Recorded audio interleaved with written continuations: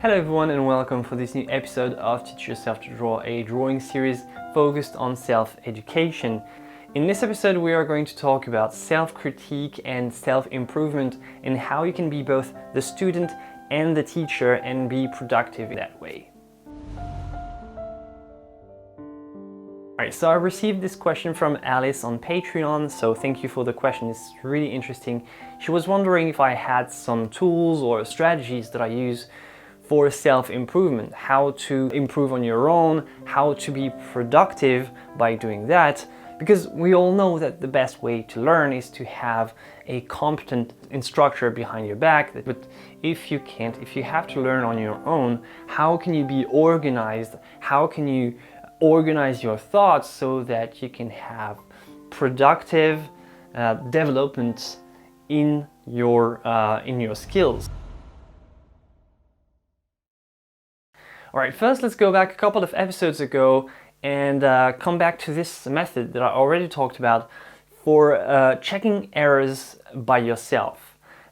This is something that's really hard and you don't really understand how hard it is before you even start, and this is what I call the perhaps method.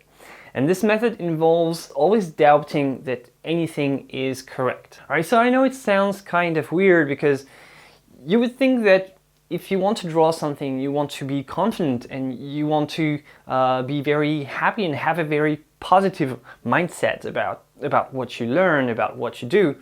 But it's actually the opposite. If you're learning by yourself, you want to be very suspicious about everything you do, because nobody's going to be behind you to say what is wrong with your drawings. So you have to figure it out on your own. So you have to doubt everything you do.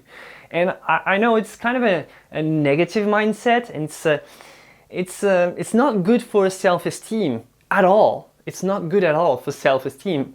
It's a learning mindset that you have to adopt because you are on your own. And if you have a teacher, if you have an instructor, that's good for you, and you can leave this negative mindset on the side. I mean, negative mindset, but again, this is the best way to improve, because you are going to make errors in your drawing. Let's just say it like this.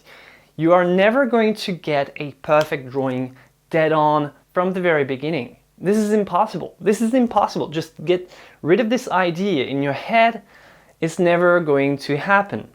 Now, what you can do if you want to improve is you want to correct those errors.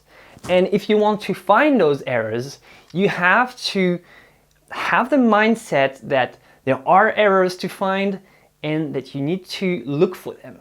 And if you want to have this mindset, you have to doubt that anything you do is perfect. Everything has to be scrutinized very carefully. And this is what I call the perhaps method. If you remember, I gave 7 steps.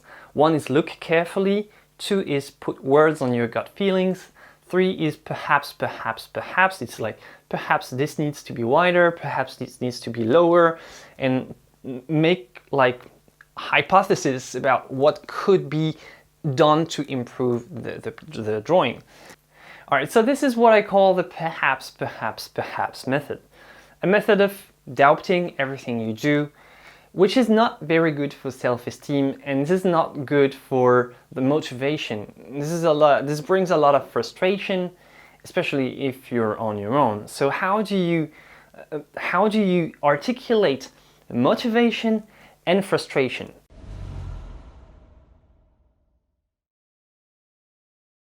So how do you articulate motivation to keep going and inevitable frustration? I'm sorry, but you are going to have to, I'm going to have to beep that.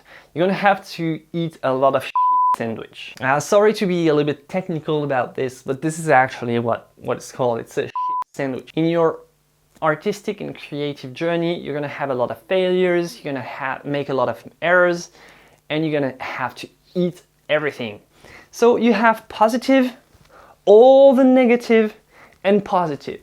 Start by thinking positively about your work, then ingest all this crap that you have to deal with, and then finish with a nice comment, a nice word of encouragement for yourself. This is actually what I would do for students. If you come to me and say, you come to me with a drawing full of errors, and you say, Florent, can you critique what I do?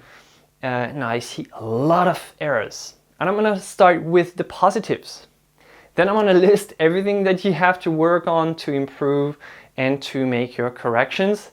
And finally, I'm gonna give you a word of encouragement. So I'm gonna say, hey, if you were able to do this part and this part really well, I'm sure you'll do it. This is just a matter of time. You'll do it, you'll get there. Don't worry, go for it.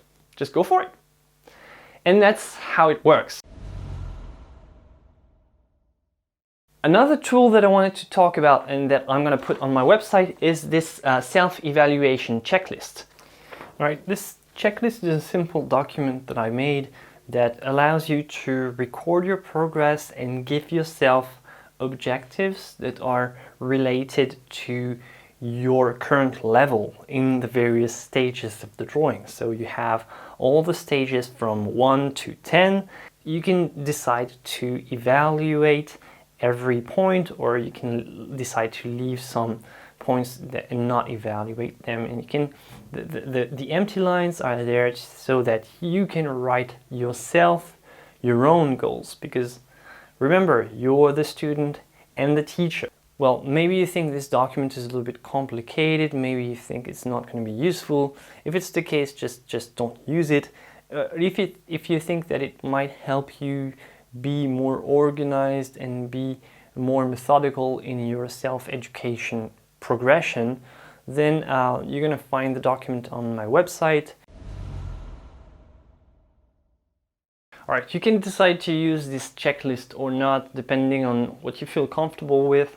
I just found that it's a tool that can be useful if you want to be more organized and really keep track of your progression, because this is the last thing that I really want to talk about, is keep track of where you started and what you achieved. Because really a lot of people struggle with frustration because the final result is not up to their expectations.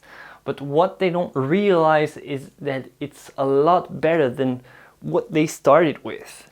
Really, go back to your drawings like a couple of years ago and just look at the progression, look at the evolution.